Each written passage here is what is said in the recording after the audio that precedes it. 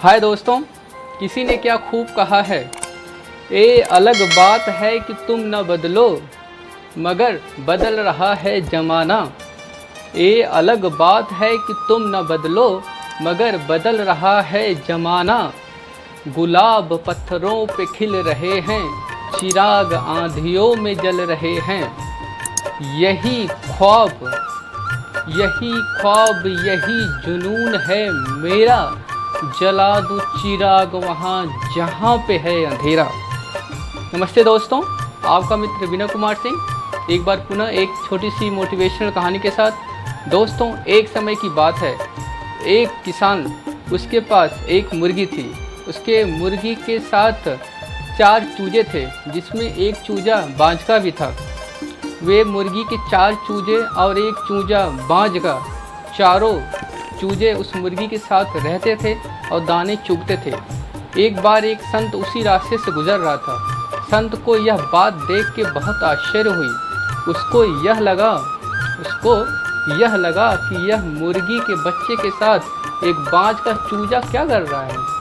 यह बात वह उस किसान से पूछा तो किसान ने कहा, महोदय, मुझे एक बाज का अंडा मिल गया और मैंने इस मुर्गी के 4 अंडों के साथ मिला के उसको भी रख दिया, तो मुर्गी ने इसको भी सेया और एक बाज का बच्चा हुआ।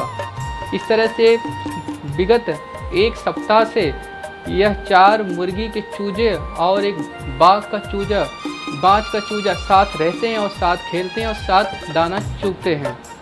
यह बात सुन के उस संत को बहुत आश्चर्य हुआ। उसने सोचा, इस बाज की असली पहचान क्या है, इसको अभी नहीं पता है। अतः वह वहाँ से चला गया। लेकिन 1 महीने बाद पुनः उसी रास्ते से वह संत गुजरता है और देखता है वह बाज का बच्चा यद्यपि बड़ा हो गया है, लेकिन अभी भी वह अपने आप को मुर्गी के बच्चों के साथ ही खेलता और कूदता पाता है। वह अपने आप को अब मुर्गी के बच्चों के जैसा सोचने लगता है। यह बात सोच के संत को बहुत बुरा लगता है और वह संत उस किसान से उस बाज के बच्चे को खरीद लेता है। दोस्तों, संत उस बाज के बच्चे को अपने घर ले जाता है और उसको समझाता है कि तुम बाज हो, तुम मुर्गी के बच्चे नहीं हो, तुम्हारी उड़ान आसमान है, तुम्हारा लक्ष्य कुछ और है। लेकिन वह बाज नहीं समझाता है।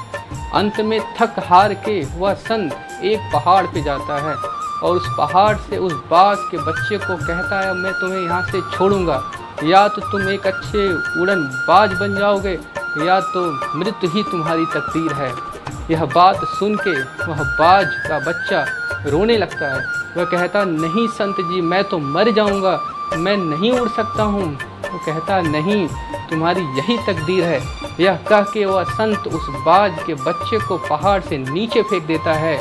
वह बाज का चूजा अपनी आंखें बंद कर लेता है। उसको लगता है कि अब तो मेरा मरण निश्चय है। लेकिन कुछ समय बाद वह देखता है उसकी पंखों में उड़ान आ जाती है और वह धीरे धीरे ज़मीन पे गिरने लगता है।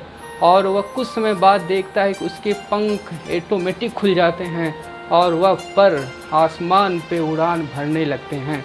इस बात को देख के उस बच्चे को बहुत आश्चर्य होता है और वह अपने पंख को और तेज़ी से मारता है और वह देखते देखते दूर उड़ जाता है और उसे अपने शक्ति का अंतोगत्वा पहचान होती है।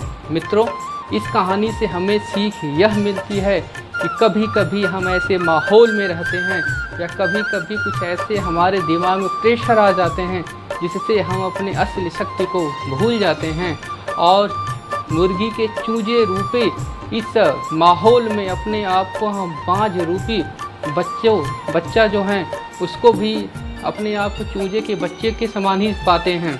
अतः मित्रों, आप अपनी असली शक्ति को पहचानिए। आपकी उड़ान आसमान है। आप अपने आप को सीमित दायरे तक मत रखिए।